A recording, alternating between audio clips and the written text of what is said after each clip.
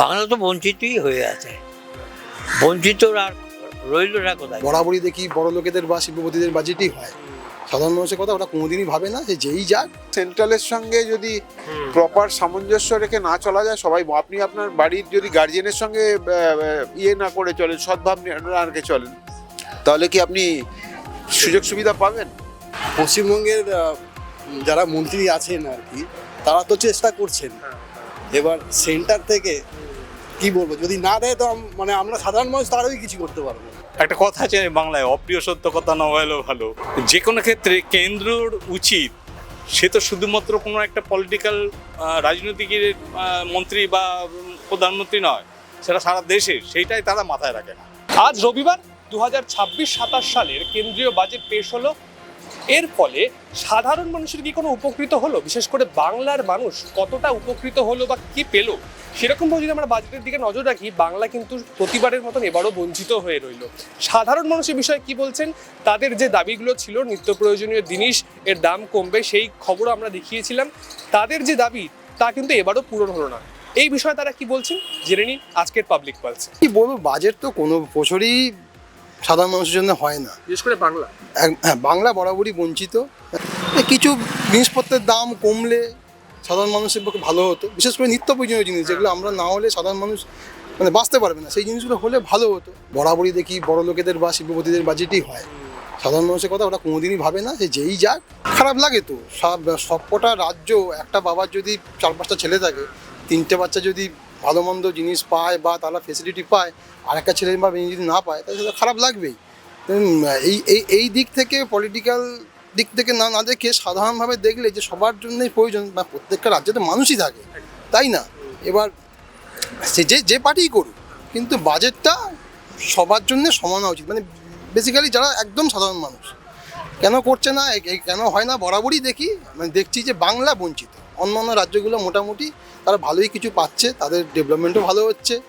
বাংলার আমাদের যে সরকার আছেন, তারা কিন্তু নিজেদের ফান্ড থেকেই অনেক কিছু করছেন, মাননীয় মুখ্যমন্ত্রী অনেক করছেন, ঠিক আছে। এবার কেন্দ্র সরকার কেন এটা দেখছে না বুঝতে পারছি না।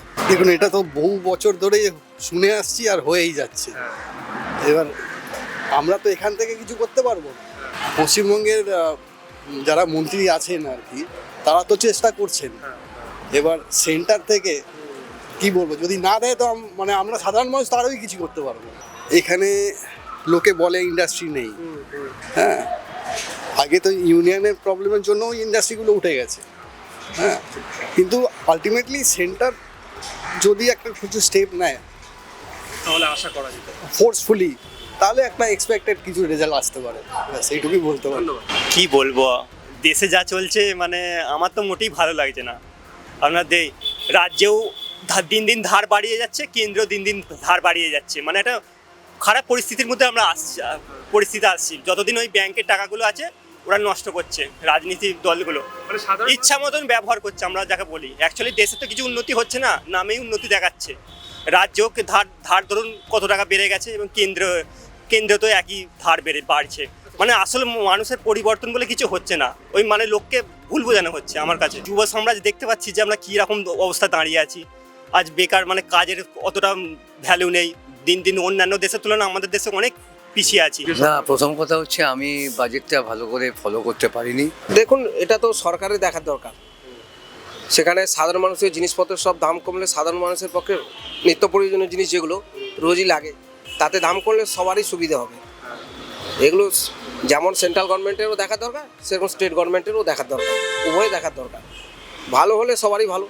জিনিসপত্রের দাম করলে, এখন যা জিনিসপত্রের যা দাম বেড়েছে, তেলের থেকে বলুন, চালের থেকে বলুন, সব জিনিসেরই দাম বাড়া, কিন্তু সাধারণ মানুষ কী পাচ্ছে? সাধারণ মানুষ কিছুই পাচ্ছে না, আরও হাইরানি হচ্ছে সাধারণ মানুষ। বাংলা পাচ্ছে না, বাংলা পাচ্ছে, কিন্তু বাংলা যদি ঠিকমতো ইমপ্লিমেন্ট না করে, ঠিক জায়গায় যদি ঠিক খাতে যদি খরচা না করে, তাহলে পাবে কী করে সেখান থেকে মানুষ? এগুলোই তো আমাদের প্রত্যাশা না, যে আমরা চাই সাধারণ মানুষ একটু ভালোভাবে জীবনযাপন করতে পারে, হরের রেট একটু কম হতে পারে, ট্যাক্সগুলো, এবং জিনিসপত্রের দাম একটু কম হলে, ওষুধপত্রের দাম একটু কম হলে, যেটা আমাদের নিত্য প্রয়োজনীয় জিনিস যেগুলো আছে, তেল আছে, খাদ্যশস্য আছে, খাবার দাবার, এগুলো একটু কম হলে আমরা এটাই আশা করি।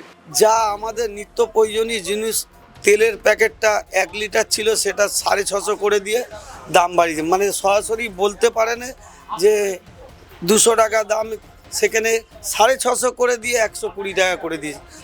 এবারে রাজনীতিকভাবে গেলে তো আমরা কিছু করতে পারবো না, কে কমাচ্ছে না কে কমাচ্ছে সেটা তো আমরা জানি না, কিন্তু আমাদের ফেসিলিটি আমরা কম পাচ্ছি না, সেটাই নিয়ে অভিযোগ। সাধারণ মানুষ ভুক্তভোগী, যে এই সময়টা মানুষ একটা আশা করে দাম কমলে একটু খাবো।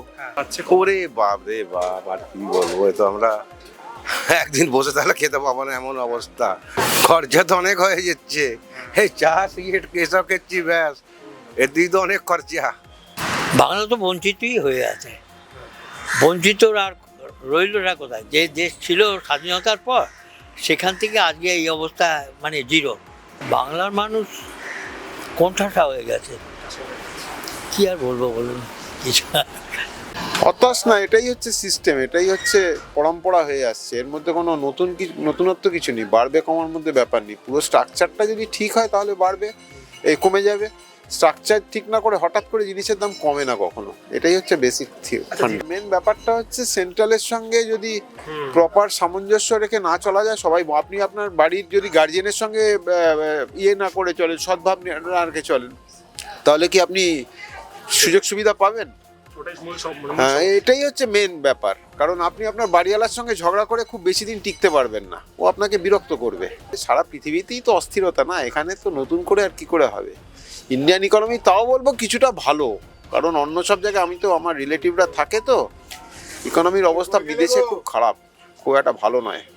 এই ধরুন ইউকেতে বলুন, ইউএসএতে বলুন, ওখানে তো একটা পাগল সরকার হচ্ছে, অন্য সব জায়গার অবস্থা ভালো নয়। আপনার ক্ষমতা হচ্ছে ম্যাক্সিমাম 20-30 কিলো নিয়ে যাওয়ার ক্ষমতা, আপনাকে 50 কিলো যদি চাপিয়ে দেওয়া যায়, আপনি চলতে পারবেন? 140 কোটি লোক নিয়ে কি করে চলবে? সম্ভব না।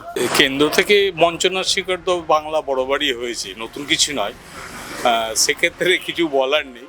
এবারে আজকে আমরা সাধারণ মানুষ চেয়ে থাকি কীভাবে এই স্ট্রাকচারের উন্নতি হবে, বাংলা সেখানে বঞ্চিত হয়, এবং বিশেষ করে কেন্দ্রীয় সরকারের যে এই নীতি, সব কিছুর ক্ষেত্রেই দেখি বাংলাকে বঞ্চিত করা, বঞ্চনার শিকার হতে হয়।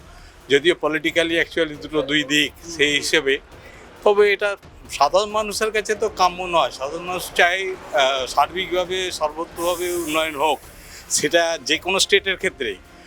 এখানে দেখা যাচ্ছে ভীষণ রকম দ্বিচারিতা হয়, কোনো স্টেটকে উন্নয়নের জোয়ার এনে দিচ্ছে, কোনোকে বঞ্চিত করা হচ্ছে, সে পলিটিক্যালি ভীষণভাবে খারাপ লাগে। এখানে আসলে কি বলুন তো, এই একটা কথা আছে বাংলায়, অপ্রিয় সত্য কথা না হলেও ভালো। তা আমি যদিও বলতে পারি না, তবুও বলতে চাই সাধারণ মানুষ হিসেবে, যে কোনো ক্ষেত্রে কেন্দ্রর উচিত, সে তো শুধুমাত্র কোনো একটা পলিটিক্যাল রাজনৈতিকের মন্ত্রী বা প্রধানমন্ত্রী নয়, সেটা সারা দেশের, সেইটাই তারা মাথায় রাখে না। এই যে আজকের কেন্দ্রীয় বাজেট, সেই সম্পর্কে সাধারণ মানুষ কি বললো তা আজকের আপনাদের শোনালাম। আপনাদের মতামত জানান আমাদের কমেন্ট বক্সে। এরকম আরও ভিডিওর জন্য অবশ্যই চোখ রাখুন দৃষ্টিভঙ্গির পর্দায়।